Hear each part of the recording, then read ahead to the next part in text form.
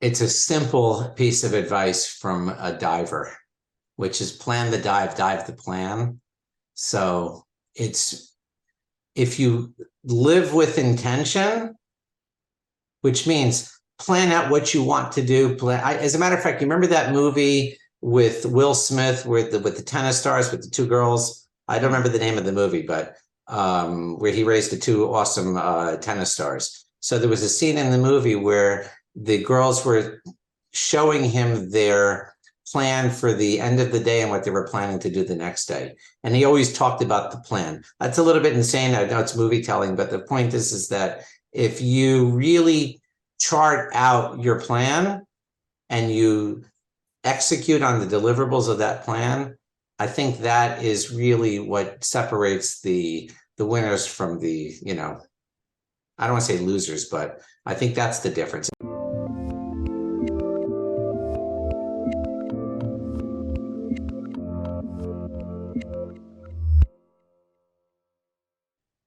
Hey everyone, this is Devin Miller here with another episode of The Inventive Journey. I'm your host, Devin Miller, the serial entrepreneur that's grown several startups into 7- and 8-figure businesses, as well as the founder and CEO of Miller IP Law, where he helps startups and small businesses with their patents and trademarks. You ever need help with yours? Just go to strategymeeting.com, grab some time with us to chat, and we're always here to help. Now, today we've got another great guest on the podcast, Jason Ciment. And Jason was at a young age, became interested and got turned on to technology and started using a IBM computer, I think at about age 13. And then went off to college, got an undergraduate in business, and then a graduate degree, I think also in business or from Fordham Business School. Law school. All right, fair enough, close. And then went and was a CPA after college, and then decided to do consulting for a little while, and was also, while going to law school or doing that as well, decided to go into e-commerce. Worked here and there for an e-commerce company, and bought the company, and then an employee wanted to open up a pay-per-click agency, a PPC agency. Started as a side hustle, built it into a full-time business. Office closed due to COVID, and now all remote and digital. So with that much as introduction, welcome on the podcast, Jason. Good to be here. That's a good condensation of 25 something years in the business for sure. That's right. Take your whole life and condense it into 30 seconds. So, well, I condensed it into 30 seconds, but let's rewind it and unpack it a bit and hear the full journey. So tell us a little bit about how your journey got started as a 13-year-old with an IBM computer. It's funny. I could reduce all that 30 years of work into 2-word side hustle, I think, based on what you said.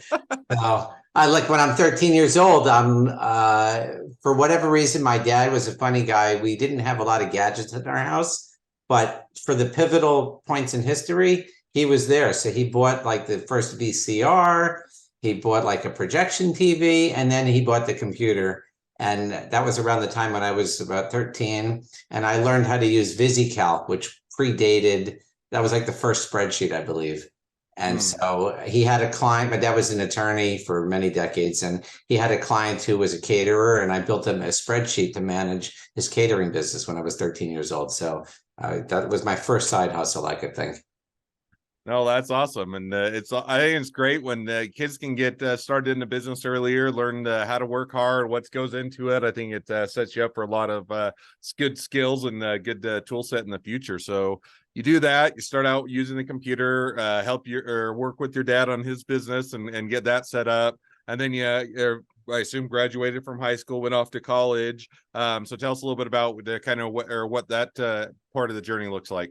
So it's sort of interesting, something that I'm learning now, 40 years later, that we do a lot of consulting in our business on top of the standard agency stuff. And what we find is that people who get educated today in the last decade or so, this generation, they are really good at putting pieces together of a puzzle, but they don't ever really know what's under the puzzle inside. Like today, you talk about Zaps and Zapier and AI and automation, and people forget that there's stuff underneath the hood.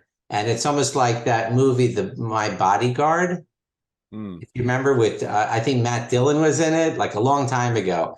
And you had to learn how to put a whole car together. It's like a big part of that movie with the motorcycle, right? So I'd say like what I learned in college was the atomic structure of business. I learned about accounting. I learned about computer science development, learning how to program in BASIC and, really core languages.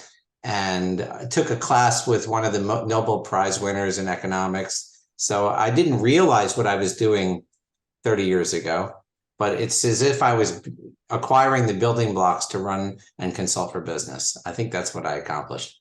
Oh, that's awesome. So now just going back just a little bit to Yeah. your journey now. So you went off to school, undergraduate, I think was in business. And then where did you go from there? Right. So I majored in accounting and I minored unofficially in public speaking and stuff like that. Got a job at the top accounting firm in the country for real estate accounting. It was called Kenneth Leventhal. So I worked there for a couple of years. They were called the Gilded Sweatshop because you worked so long, so many hours that you just worked harder than anybody else. But the thing is, there was no light at the end of the tunnel because the partners worked equally as hard. So they made the most money. I didn't go there for the money. I went there because it was a very prestigious firm. They ended up getting acquired and merging into Ernst & Young right after I left. So they were the best of the best in real estate. So I worked there for a couple of years, and then I ended up going to Fordham Law School, where I thought I would be an estate attorney. I figured, like I said, I had all the building blocks, right? I clerked in the probate court. I took the estate planning classes. I took the necessary things to position myself. And yet when I graduated, I passed the bar, I got sworn in. I stood in a court in New York, and I had just gotten married that year. And I looked around and I said, I don't think I want to do this right now. I want to try a business, because the internet had just taken off. And so I was like, you know what? I'm in New York. We're going to move to LA anyway. Let's spend a year in New York, newly married. I'll play around with a business idea. And I launched an internet related business back in '96. So I'm just curious, because as you're aware, or probably aware, I'm an attorney, went off to law school, did that, went down that route. How did you kind of figure out that that wasn't necessarily the route you wanted to take, or kind of switch over to e-commerce? Kind of what was that discovery, or how did you come about that realization?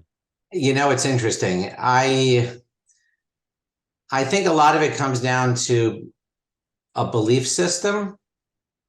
Like, I have a very strong religious background, but it's not that I have just the background. I still believe in it. Like, a lot of people drop off, but I still maintain it. And I think that you don't know, it's like the Robert Frost, I took the road less traveled. I've had a lot of forks in the road. For this particular moment, I was sitting in New York, and I remember that I got a call from a friend of mine who I known since I was like 10 or 11. And he said, there's this thing called the internet. You should look at building a website. And I remember it happening. It's just craziest thing. And you couldn't go to register.com or GoDaddy to buy a domain. You had to figure out how to get a domain name. It was really the Wild West in that. So I figured I could go get a master's in law if it doesn't work. And that was my backup plan. I'll go to LA. I'll get some program to get an LLM. It'll be very easy to go get a job. So I could afford to take a year off and try a business. And that's really how it happened, that phone call. No, that sounds like it was a impactful or important phone call. So you get the phone call, and your friend says, "Hey, drop out of law school. You don't need that anymore. Come check out the internet. It's awesome and amazing and all the things." I'm being a little bit facetious, but you get that phone call, and you said, "Okay, I'm in a position where I can, take some time off. Worst case scenario, I can go back to where I was at and continue on. Best case scenario, I find something I love." And so now, as you take that year off and check out the internet, kind of where did that take you? Right. So what happened was I ended up meeting a guy in Atlanta who had been a ranger in the Army, who became a developer, and he had built an e-commerce platform called WebCart. And I was one of his larger customers because I ended up hiring him to build our e-commerce website. And I mean, it was such a pedestrian business. You talk about decision making. I didn't originally start the business to go do internet. I had a wholesale connection to buy magazine subscriptions like Newsweek and Time and all that kind of stuff for pennies on the dollar. And I said, you know what, I'm going to go walk Madison Avenue and Fifth Avenue and try to sell a promotion program to clothing stores and other businesses to give away magazines. I totally failed. Zero sales. I'm not a sales guy. At least I wasn't at 25 years old.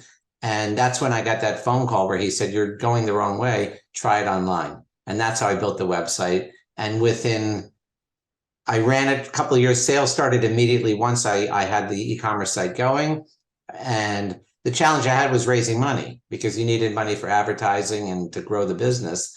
And I ended up getting introduced to two companies. One of them was called eUniverse, and the other one was a incubator called eMarketplaces, both in New York. And over the course of 6 months, they were both, one was offering me all stock, which might have been a better deal because that turned into MySpace. And that company, they ended up getting acquired by MySpace, and the stock probably would have been worth a lot of money. But I took the cash deal instead, and I got funded, and I became one of 40 companies funded by an incubator in New York. And that's how we started to grow the company back in '99. So I got very lucky. No, that's awesome. So you get lucky. Or I'll put lucky in quotes because I think a lot of times you make your own luck, or it's Absolutely. not just a pure luck. But you get into the e-commerce, you build or start to get a business, you get that going. At some point, I think if I remember right, and correct me where I'm wrong, you said there's a company came along and bought the e-commerce platform or bought your e-commerce store. Is that right? I bought it. What happened was Okay, got it. I was the biggest client, like the Victor Kayam commercial from the 80s. I liked the shaver so much I bought the company. So I was his biggest client. He had an opportunity, the developer, to go back and work for the Army, which was really his first love. I mean, he was a real patriot. And so he sold me the platform and a small client base. The client base really didn't matter to me. I figured if I own the platform, I don't have to keep spending all that money as a vendor. Now I can, as a customer, now I'm actually the owner. And I ended up partnering with three developers who were in Israel that were Russian immigrants to Israel. And they were really high-end people. I merged the company into a partnership with them. And we opened up an office in Moscow to start doing development before Skype came out. So our long distance bills were ridiculous. And then Skype fortunately came out very soon thereafter, and that we could communicate on Skype. So that company's still around 18 years later. It changed its name, and it's got a platform that we've put millions of dollars into that does e-commerce, it does blogs, it does membership, all that kind of stuff. The funny thing on that business, the name it changed to, it's called Adricom. It stands for the American Dream Company, because one of those developers, his dream was to move to America, and that's where he lives now. That's awesome. So now, so is that, or Phyllis, or kind of now catch us up. So you buy that business, you take it over, Right. you take the opportunity, get to do, your own business. Now, where did you take it from there, and kind of how's it evolved? Are you still involved today? Are you retired and living on an island, or kind of how did it all go once you bought the business? So what happened was, about 2 years after I bought the business, I got a call from an old employee of mine who had worked for me when he was 18 years old, putting himself through college. He worked for me in my first business, and he had been running the advertising department for a big watch retailer online. And he said, listen, I think that we could open up a consulting business and sell search engine optimization to your e-commerce clients. That was the original call. So we worked together at night for a year. My job would be to bring in the business, and his job was to handle doing SEO. He could do it at night. We started simple. I think once we hit 6 clients, it took about a year because we wouldn't talk in the daytime. I mean, we both worked. I mean, he had a job. He wasn't going to go and do a side hustle in the middle of the day. So he worked at night. By the time we had enough clients, he quit that job, and we put the shingle out officially and started hiring employees. And we've grown. Now we have, I think, 16 people working for us over 18 years. And it just every 2 years we would hire someone else, and we would try to open up another channel of revenue. And originally the company was called LA Design because we were in LA when we founded it. And in 2016, I wrote a book with him called "I Need More Clients," somewhere down there in the back there. And we rebranded the company as Get Visible in 2016. So now you rebrand the company, and it sounds like quite the evolution and continuing to expand and figure things out and go along. 2016, you rebrand, so that's where you get the name as to where you're at today. Now, Right. once you've done the rebranding, 2016 is what now, 7 years ago. So walk us through the last 7 years as you've continued to grow, or where's the business iterated to today? Right. So what happened was, I'm going to go back a little bit before 2017. You talk about these like hidden angels type of thing, these moments that I think of them as hidden angels. I get a call pretty much in 2008 from somebody who I had done some work with, who had disappeared and was living in Amsterdam for 2 years. I had no idea what happened to him. He calls me up and he goes, you should join this organization called Provisors.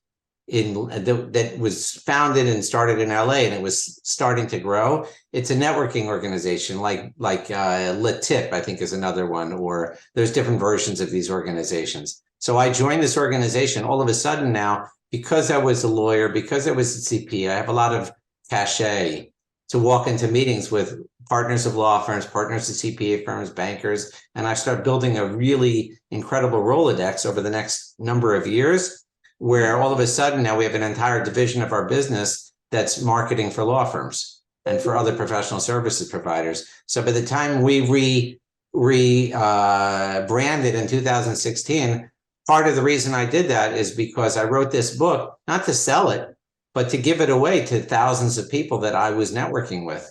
So that if I handed out the book and said it's free, it's got, and what I did is I invited people in the network to put chapters into the book on top of my own writing, of our writing. So they became sort of resellers for me, just from a brand perspective. So I got a lot more goodwill from people that were themselves lawyers, consultants, coaches, things of that nature. And literally our business doubled very quickly from the rebrand. And it's just been growing. I mean, I think COVID was another, and that's not a hidden angel. That was just, you have to pivot. What do you do there? And so closing the office, figuring out how to work remotely, hiring people in other states outside of where we were based in Arizona, it created actually a demand on our business to produce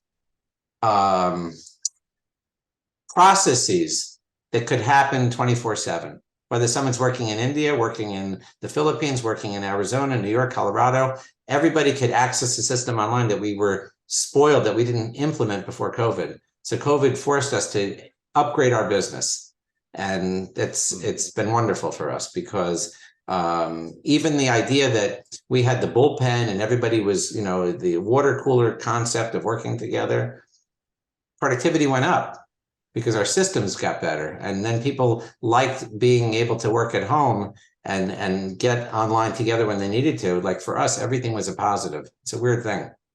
No, that's awesome. And it's interesting how, or how different businesses you react to COVID, and you either adjusted and sometimes you improve, sometimes you shrunk, sometimes you had to go a different direction or evolve. And so it's great to hear that you guys were able to figure that out and actually use it to your benefit of to continue to expand the company and to grow it. So, well, now as we kind of caught up to a bit where you're at today, or at least closer, give us an idea kind of if you're looking at now in the next 6 to 12 months, kind of where things are headed or what you guys are going to be up to. Where do you think that will go for you?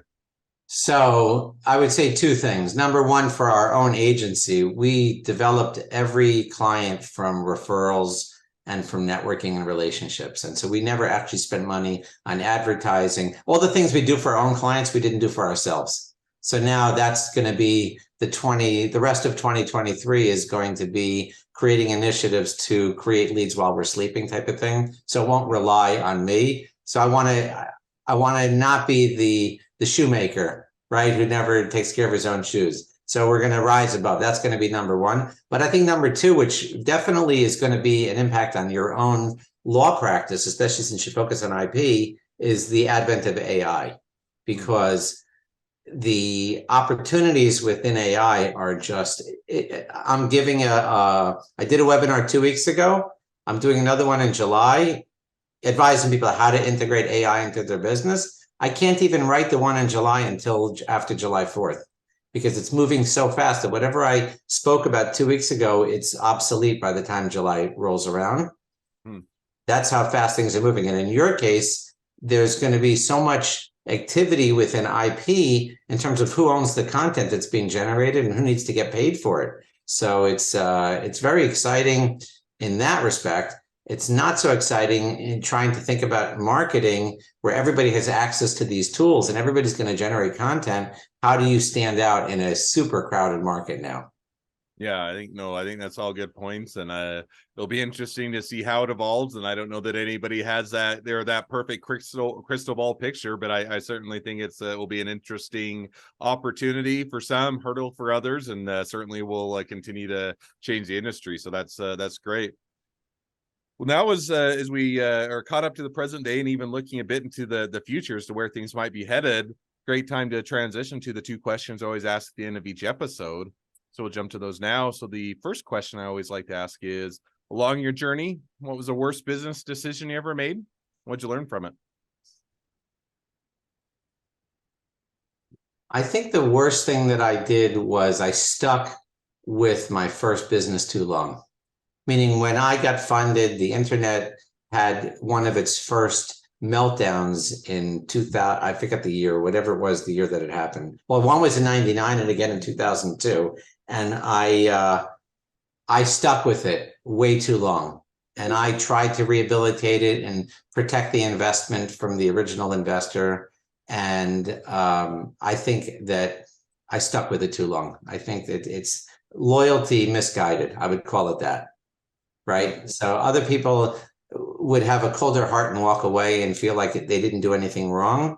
And I think I could have found a middle ground to that. I'm not trying to make myself so self-righteous. I mean, obviously, I thought there was opportunity. I wasn't doing it just for loyalty. But now that I could look back, I could say, you know what? I spent too much time doing that. I should have pivoted sooner and done something that would have been more, that could have been more productive. I think that's a big mistake.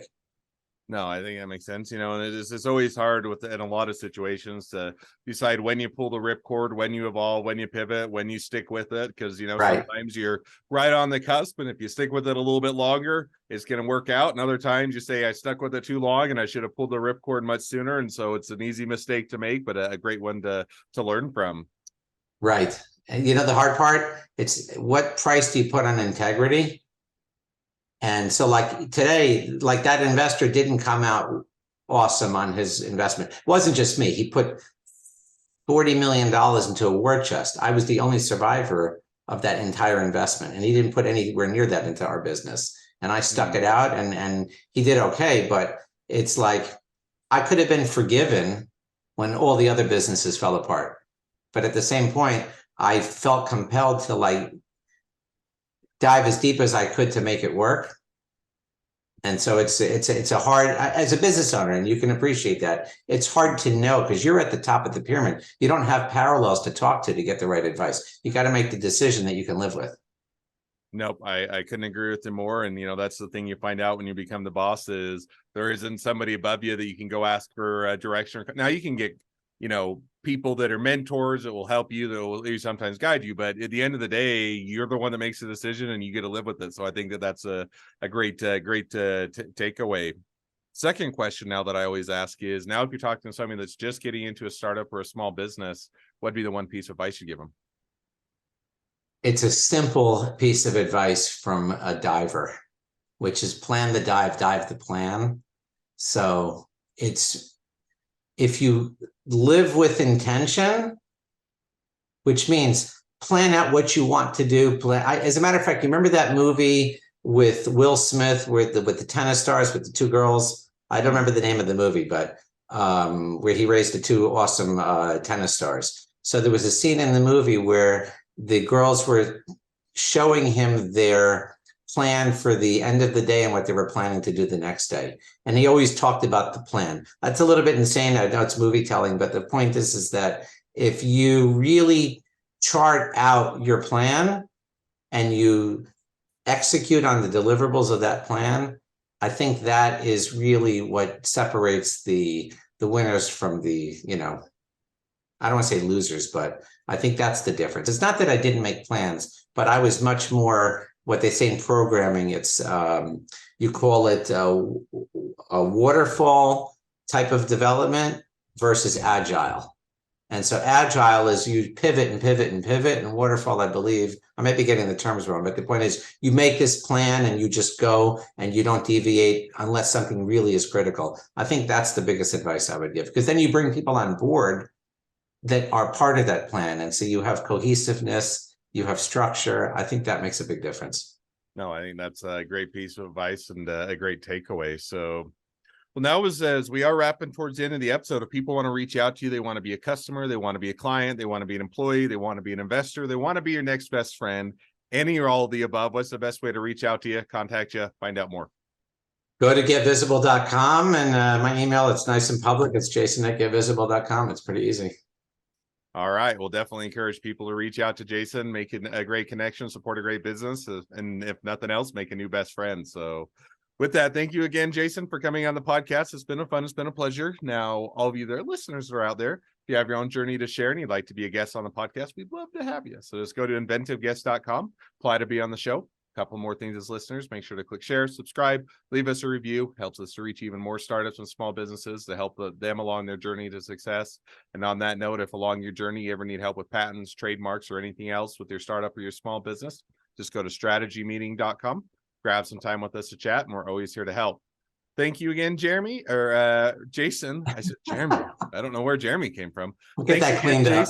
At least it started with a J. But thank you again, Jason, for coming on the podcast, and wish the next leg of your journey even better than the last.